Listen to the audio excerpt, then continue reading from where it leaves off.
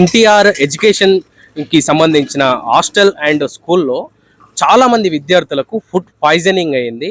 వారిని హాస్పిటల్‌కి కూడా చూయించిన అని చెప్పేసి పేరెంట్స్ కంప్లెయింట్ చేయడంతో ఇక్కడ మన రావడం జరిగింది. ఒకసారి మనతో పాటు ఆమ్ ఆద్మీ పార్టీ హేమ గారు ఉన్నారు. ఒకసారి మాట్లాడిచ్చే ప్రయత్నం చేద్దాం. చెప్పండి మేడం, మీకు కంప్లెయింట్ ఎట్లా వచ్చింది? అసలు ఏంటి ప్రాబ్లం ఏంటి?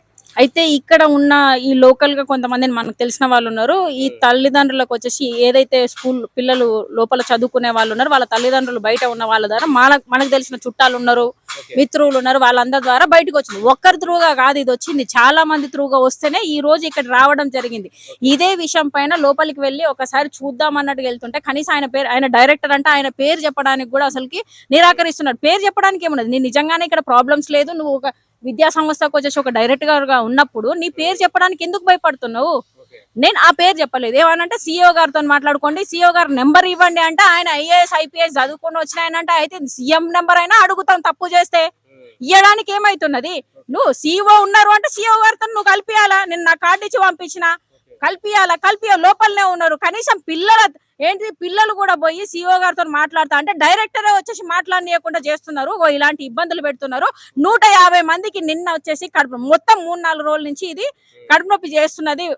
ఏంటిది మొత్తం ముదిరిపోయిన బెండకాయలు, ముదిరిపోయిన వాటితో పాడైపోయిన కూరగాయలతో వచ్చేసి వాళ్ళకి ఫుడ్ పెడితే ఎలా ఉంటుంది? మరి 2,05,000 రూపాయలు ఎందుకు తీసుకుంటున్నారు? అంతంత చదువులకు ఫీజులు ఏంటిది? హాస్టల్లో ఫుడ్ పెట్టడానికి అదే అర్థం కావట్లేదు. నాకు ఇక్కడికి వచ్చిన తర్వాతనే అర్థమవుతుంది. ఇప్పుడు ట్రస్ట్ అన్నప్పుడు ఫ్రీగా కనీసం 50% అని ఇలా ఫోన్ ఫ్రీగా అయ్యట్లేదు. 50% 2,05,000 రూపాయలు ఫీజు తీసుకున్నట్టు కనీసం ఫుడ్ మంచి ఫుడ్ పెట్టకపోతే ఏం చేస్తున్నారు అని చెప్పేసి మేము అడుగుతున్నాము. 150 మందికి ఫుడ్ పాయిజన్ అయిందని చెప్పేసి బయటకు వస్తే ఎక్కడ ఆధారాలు చూపించండి అంటే మరి ఎందుకు నువ్వు హాస్పిటల్ వేయలేదు? కనీసం లోపల ఏమన్నా వచ్చేసి మీకు ఏదైనా ప్రిస్క్రిప్షన్ చేసే డాక్టర్స్ ఉన్నారా? లేకపోతే ఏం చేసిర్రు? ఎందుకు ఆ విధంగా అంటే టాబ్లెట్లు ఇచ్చిరా, ఏమి ఇచ్చిర్రు? పిల్లగాళ్ళని అట్లనే వదిలేసిర్రు అంటే ఆ పిల్లలు మళ్ళీ ఫుడ్ తినడానికి భయపడుతున్నారు. అక్కడ మనం ఇంతకుముందు కూడా మీరు కూడా చూస్తున్నారు కదా, పిల్లలు దండం పెడుతున్నారు. ఏంటి మాకు ఇబ్బంది అవుతుంది. కొంతమంది ఏంటిది టీసీ తీసుకొని వెళ్ళిపోతామని చెప్పేసి మాట్లాడుతున్నారు. ఇక్కడ చదువుకోము అంటున్నారు. అంటే ఇలాంటి వ్యవస్థలు, ఇలాంటి స్కూల్ నడిపేయడానికి ఎవరికి అధికారం ఉన్నది?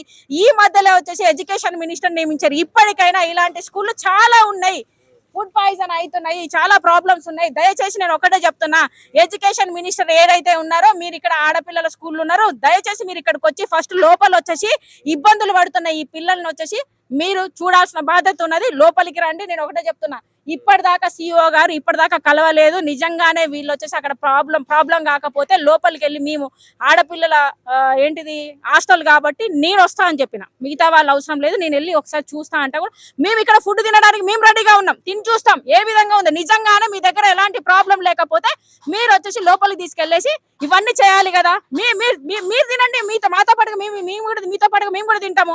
పిల్లలు ఈరోజు తినకుండా బయట కొంతమంది తినిపించుకుంటున్నారు, పప్పన్నం తినిపిస్తున్నారు అంటే అర్థం చేసుకోండి. సరే, పిల్లలు వచ్చేసి ఏదో బిర్యానీ అడిగిర్రు అంటే అది వేరే అనుకోవచ్చు, పప్పన్నం తినిపించడానికి వస్తున్నారు అంటే ఏం అర్థము? ఇగో ఇలాంటి నిజంగానే ఇక్కడ ప్రాబ్లం ఉంది కాబట్టి ఇది మౌత్ పబ్లిసిటీ ద్వారా బయటకు వచ్చింది. మీడియా వాళ్లకు, కొంతమంది గోడి మీడియాలకు పైసలు ఇచ్చి ఆపేసుకున్నారు.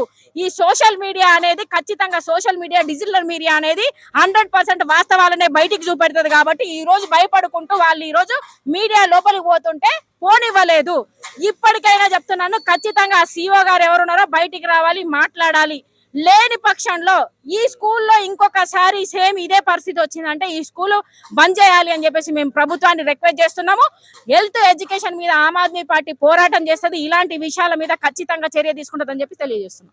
ఇది ఇక్కడ ట్రస్ట్ కి సంబంధించిన విద్యా సంస్థల వద్ద ఉన్న పరిస్థితి. చాలా మందికి కూడా ఇక్కడ ఫుడ్ పాయిజనింగ్ అయింది. వాళ్ళు చెప్తున్న విషయం ఏంటి అంటే, కొంతమందికి వాస్తవంగా ఆ స్టమక్ పెయిన్ లాంటిది వచ్చినప్పుడు హాస్పిటల్ చూయించినాము, ఇప్పటికి ప్రాబ్లం ఏం లేదని చెప్తున్నారు. కానీ ఇక్కడ ఉన్న పేరెంట్స్ మాత్రం లేదు ప్రాబ్లమ్స్ ఉన్నాయి, ముదిరిపోయిన కూరగాయలు, కిచెన్ కూడా చాలా ఘోరంగా ఉన్నదని ఇక్కడ పేరెంట్స్ చెప్తున్నారు. చూస్తూనే ఉండండి న్యూస్ లైన్ తెలుగు.